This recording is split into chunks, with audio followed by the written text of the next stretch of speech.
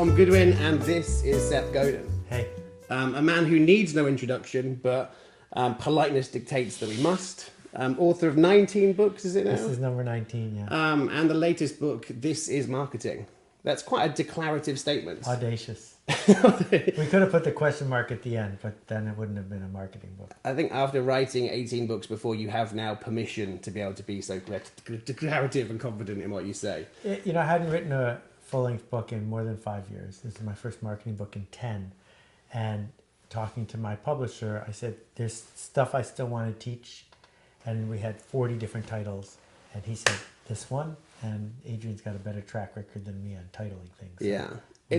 It's a great book. I'm not a huge fan of books. I feel like often there are maybe 3 or 4 ideas that have been padded out to make it into a book. This is absolutely crammed full of stuff.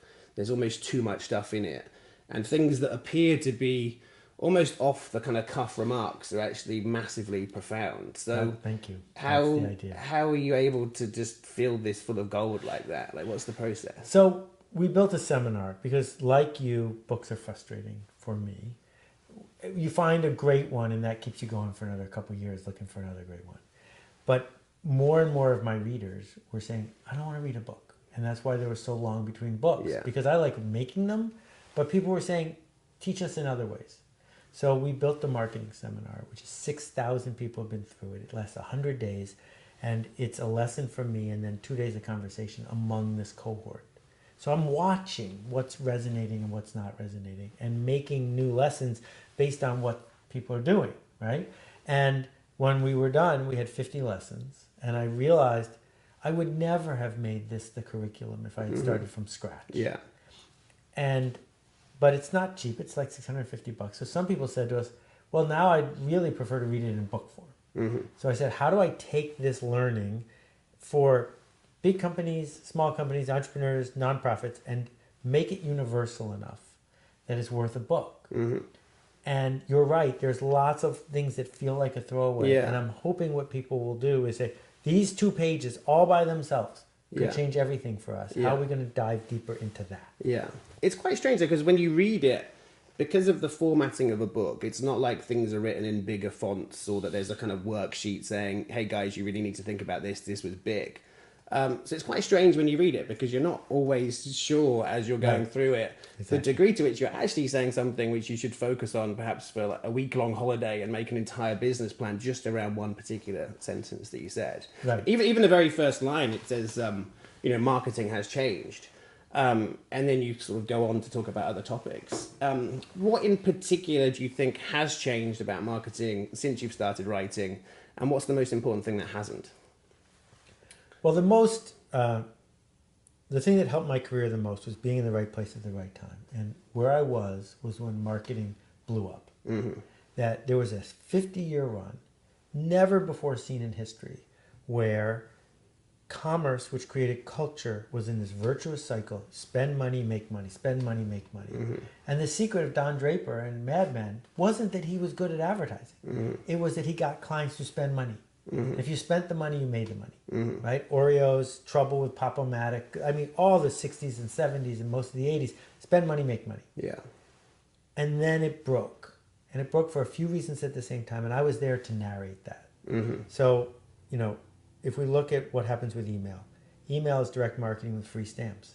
And once there's free stamps, then people are going to spam. And once they're going to spam, then attention is at play. Attention becomes way more scarce than ever before. At the same time, we go from having 3 networks to having 300, which was cable, to having 300,000, which is the idea of starting down the dish road, to having now 3 billion. 3 billion ways you could spend the next hour. Yeah. And therefore, yes, good news, you get your own channel. Bad news, no one's going to watch it. Yeah. And most important, the advertising industrial complex, which was built around ad agencies who got paid a commission on spending money on ads, created a system where marketers, where anyone who wanted to make an impact, came to believe that if you spent money, you got attention in return. And we see this in politics. $2 billion on the last election. Sure. Spend money, get attention, except it doesn't work. Yeah. Now you spend money, you don't get attention. Yeah. So that crisis, add them all up, and what you end up with is advertising isn't what it used to be. It's not the bargain it used to be. It's not reliable like it used to be. And more important, big companies can no longer say to their hierarchy, you're off the hook because you spent the money. Mm-hmm. And so there's been this identity crisis in the advertising world that's shifted to the marketing world. And then the last part of it, you asked what hasn't changed. Mm-hmm. Many, not most, but many marketers are still short-term narcissistic egomaniacs who are selfish and trying to get more than their fair share of attention because they can. Yeah. And so what we see is social media being manipulated and people showing up in ways that we don't want them to show up because they think they deserve it. Yeah. And that is still true, but more and more the public is sitting there with their arms folded saying, we're not going to listen to it anymore. Yeah. So it's very easy for people like me to read your books and to kind of nod viciously. It's very easy for, junior marketers, senior marketers, CMOs, CEOs to read your book on a plane and to kind of nod considerably.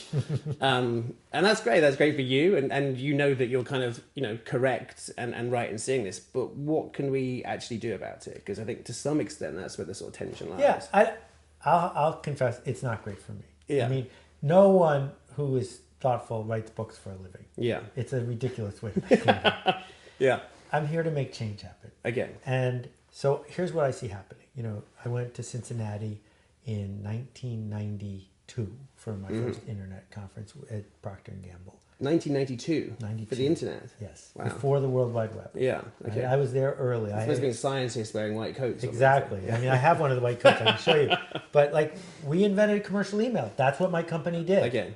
So P&G is sitting there on top of the world with the old system. And it has taken, 26 years for it to slowly get to the point where it's clearly broken. Yeah. So some people are going to see these ideas and they're going to say, next, we're still doing fine. Yeah. And those people are Blockbuster, Barnes & Noble, right? Go down the list. You and I were talking before. And so I'm narrating their demise. Mm-hmm. And other people see this and go, oh, and then they go make a change happen. Yeah. And that's why I do this. Not because I enjoy narrating the demise, but because I like watching them make a change happen. Yeah. And so we can pick almost any industry, and I can describe to you people in that industry who get it and who are upending the cart. And if you are not a revolutionary, if you're in the status quo with money to spend, and you don't do something about these ideas, it's malpractice. I mean, this is slightly cliched in the way I'm asking it, but are there any particular sectors or verticals or companies that you look at and you think clearly this is a domain or an organization that's listened to me and practicing my ideas? Well, the place it's going to go last is average products for average people. Yeah. Because I got no help for those people.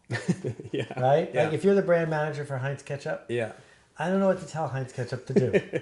But if you're the brand manager for an insurgent salsa brand, or for someone who's bringing in, ash peppers from Szechuan, right? This is great. You're off to the races. Yeah. But if I look at other industries, like the music business, right? We all saw the music business completely implode. Yeah. And then right next to it is Amanda Palmer. One woman raises $1.2 million in 30 days. Yeah. Now, the interesting thing about Amanda is when she was in the Dresden Dolls, she was on a fairly large indie label. And after her big record, they sat her down and they said, you sold 20,000 copies. You're fired. You're off the label.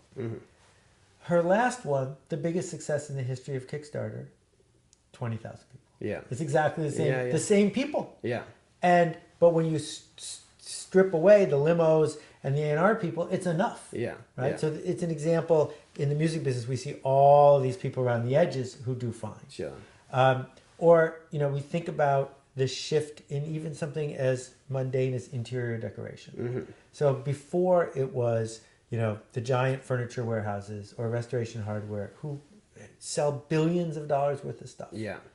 But now you walk into almost any home and, I got that from Wayfair. Oh, I got that from the artisan down the Totally street. different. Oh, that window shade over there, it's a custom-made map. Yeah. Right? Because you can. Yeah. And so, again, the long tail kicks in with Yeah. different kinds of short heads. And I'm not the first person to narrate this revolution. Yeah. It's been going on for my whole professional life. The shift now is we get to see the human nature behind it. Status roles, affiliation, people like us do things like this, the tension of change. Because now it's not under a blizzard of Super Bowl ads. It's obvious. We can see it by the click. But why do you think this is taking such a long time to change? Because, again, one of the remarks that you make in the book is about the need for kind of marketing to go from making people want the things you're selling to making things that people want in the first place. And that, again, doesn't seem like this kind of aha moment which should change everything. But already we see so many companies fail because they make things that people don't particularly like, and then they spend billions trying to differentiate them or billions trying to tell people about them. Why is this taking so long for big companies to understand? Well, because it used to work so well. Yeah. I mean, it was like crack, but healthy. Yeah. I mean, why would I switch from that? I get to go to a nice office. I get to go to a photo shoot in South Beach in the middle of the winter. I know these people. I went to business school with these people. Yeah. They worked hard to get to that spot. Yeah. They didn't sign up for being revolutionaries on the front line. Yeah. They signed up to be a very powerful cog in a very well-greased system. Yeah. I'm amazed it's changing it all for them. Until the last day, boom, done. But do you think we just need to wait? I mean, when you look at the success of digitally vertical native brands, whether it's Away or Warby Parker or Casper or Allbirds Shoes, you name it. Like, is it just going to be a generational thing where the 55-year-old marketing director who's living in Scranton and commuting to the same office for 25 years, do we just have to wait for them to retire out and then a generation of thrusting upstarts will replace them? Are these companies going to die? I mean, it's interesting. Nintendo used to make playing cards. Yeah. Yeah. Right? So it can be done. Yeah. That Barry Diller used to make the movie of the week. Yeah. Right? Big shot TV guy like Best Movies. Yeah. And now he owns Tinder. Yeah. Right? So it can be done. Yeah. I gave a speech at Walmart in 1999. Okay. And there was a giant banner over the auditorium that said, "You can't out Amazon Amazon." Okay. And it was a message from the interesting. CEO to say, they do what they do, Yeah. and we don't know how to think that way. We don't know how to make software. This is 1998, 99. So they had time. Yeah. They had time. They should have just bought them. Yeah. For $1, right? But the thing is that they embraced their DNA instead of saying, you know what? It's a privilege to have these resources, to have this trust from our customer, to have the time to think about this. Yeah. Sunk costs are sunk costs. That was yesterday. What will we do with the platform we have now? Yeah. And you see these meetings, and what happens in the meetings is one person says something that's true, and 6 people think about the downside. Mm-hmm. And so it's easier to just wait. Mm-hmm. And so if you and I right now are talking to the big school marketer, the big school manufacturer, what I'm saying to them is, this is going to fade. What you're on, the surf you're on, is going to go away before you retire. Yeah. You can't outlast it. You thought you could, you can't. Yeah. So what are you going to do about it? And my point is, this is cheap. Mm-hmm. It's difficult, it's scary, but it's cheap. Mm-hmm. So it's not about do you have the money, it's do you have the guts. Do you have the guts to market with people, not at them? Mm-hmm. Yeah, that makes sense. There's a great quote that you make in the book about how people, famously there's the quote about how people don't want a 1/4-inch drill, they want a 1/4-inch hole. You take that much, much further and talk about, how they actually need, the security of knowing that their room is tidy and the sort of status of knowing that they're living well, which I think is a great sort of insight. So much for the book for me felt like a study on people more than marketing. Exactly. Like, how are you able to do that? Is it a function of the way that you live your life? Are you sort of constantly observing? Do you spend a lot of time reading? Like, how do all these ideas and this sort of empathy sort of come together? Well, so one of the challenges I've seen, I was walking with my kids a few years ago on 6th Avenue, and I realized that I had been in a sales call in every building on both sides of the street from 44th to 54th Street. Wow. Okay. Because I was one of the first people I've ever met who made new media sales calls. In 92, 93, I was at American Express, all of them, selling ads. Yeah. What do you do all day if that's your job? What you do all day is you go to meetings and you try to keep the top spinning. Yeah. Right? And so it's not a surprise that what it means to be a good ad agency is that you're good at making sales to big companies. That what it means to be a good marketer is that you're good at getting the boss to go along. Yeah. I have none of those skills. Yeah. Right? But what I spend my time doing is say, why did that person only give $1,000 to a charity we care about, not $10,000? How did Robin Hood raise $101 million in one night? That question consumed me. Or when I was in India helping Vision Spring sell glasses to the poorest people in the pyramid, why didn't she just buy those glasses? Yeah. And you're sitting there, it's 103 degrees outside. Sure. Why didn't she just buy those glasses? Yeah. And so I'm always looking at the small, Yeah. because if you understand the small, Sure. you can roll it up. But if you do the other direction, you can't. Okay. So you're always kind of observing, having sort of micro hypotheses almost. Exactly. And then sort of testing them and then throwing some of them away and refining others with more data. Exactly. It seems to be quite an unusual skill set though. Like we've entered this paradigm where everyone's so obsessed with data or big data. Yeah. Like at what point it becomes big, we've yet to discover. And so little is based on the sort of softness and the feeling and the gut. Right.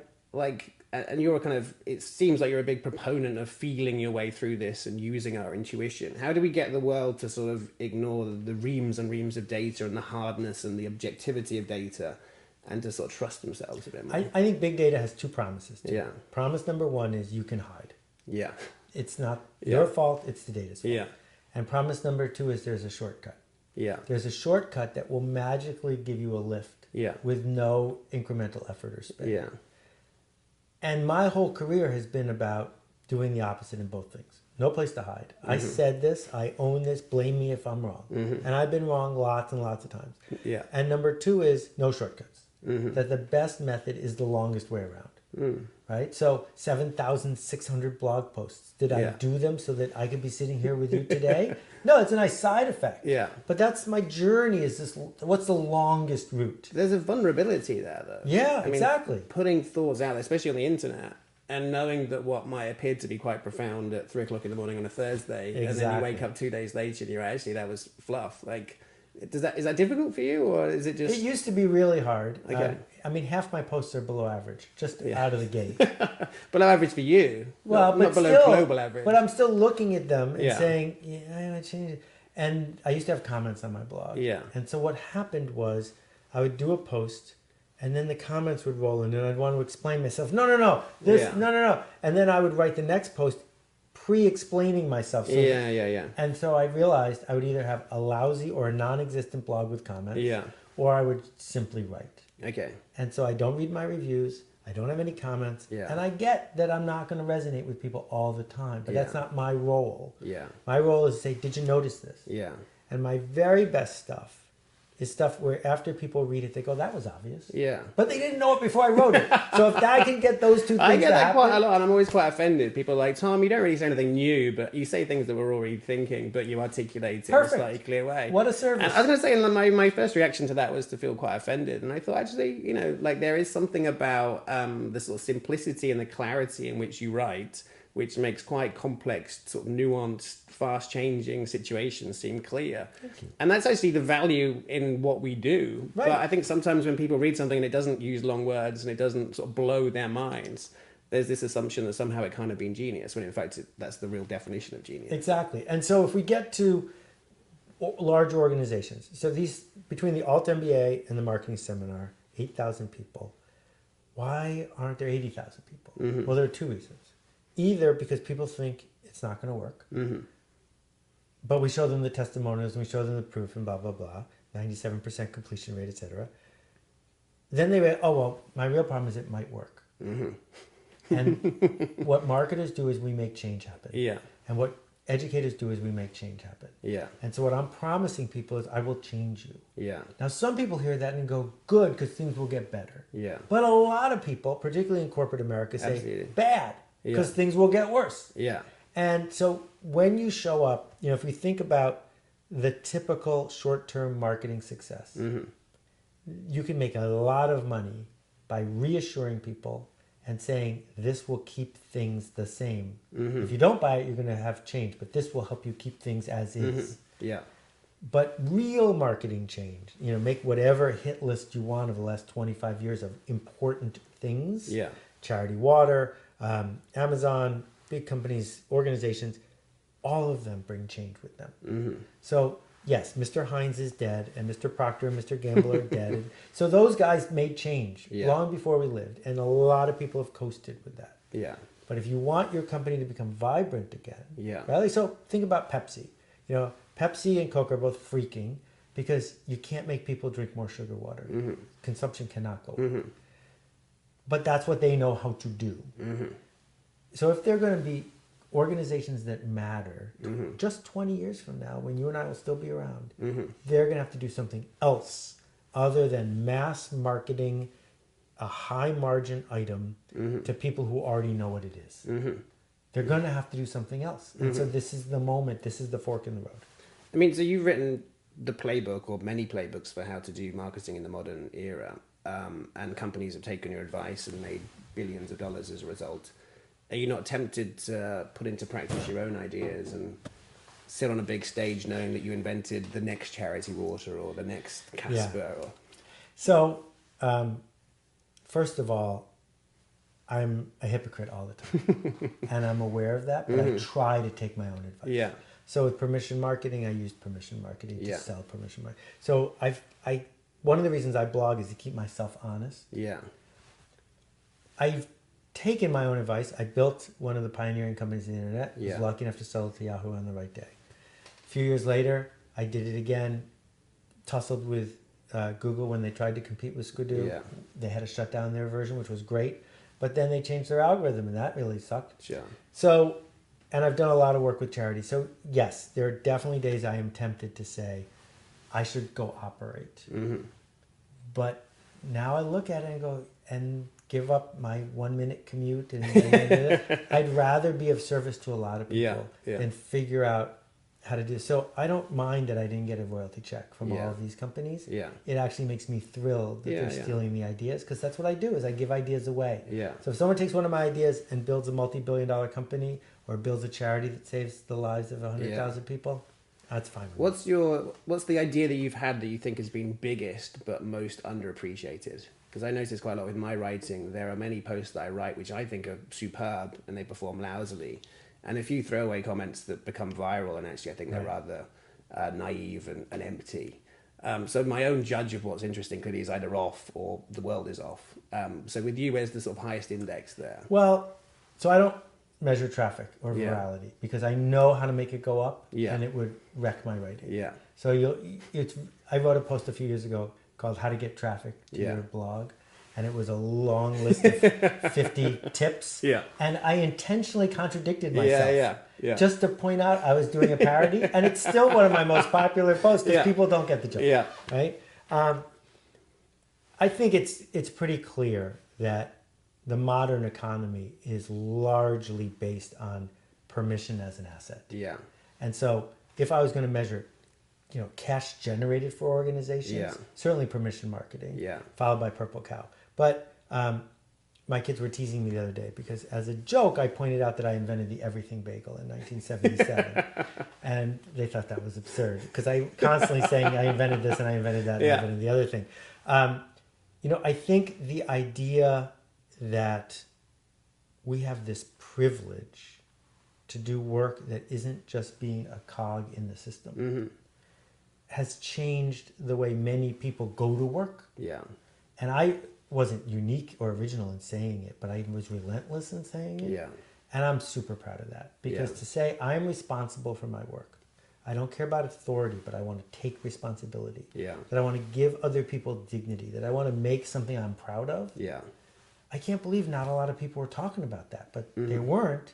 And now we are. And that's, if I have the first line in my obituary, it's either he lived way longer than we expected in very good health, or it says that's one of the things that he was putting in the world. That's beautiful. I've got 2 more questions for you. You're doing I'm very great. mindful of your time.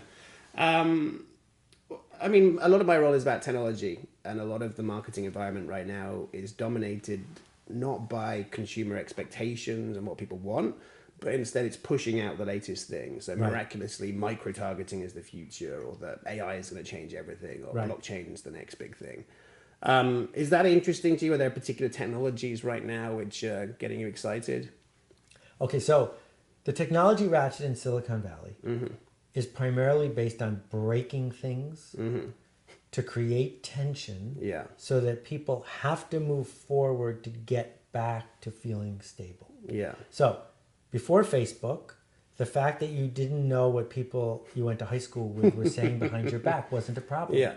By putting that in the world, it creates a problem for you. Yeah. There are people here talking about you behind your back. You want to come? Yeah. Right? And so over and over again, it could be something as trivial as there's a new phone and you don't have it, to something as ornate as you own a hotel, but your hotel is going to go out of business because the biggest hotel chain in the world owns no rooms.